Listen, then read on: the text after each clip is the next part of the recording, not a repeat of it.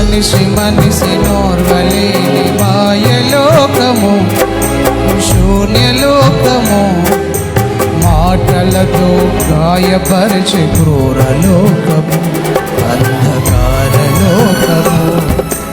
ఒంటరితనమే నాకు స్నేహమాయను, ఒంటరితనమే నాకు స్నేహమాయను. దిక్కులేక నా బ్రతుకు ఘోరమాయను, బహుదూరమాయను. దిక్కులేక నా బ్రతుకు దూరమాయను, బహుఘోరమాయను.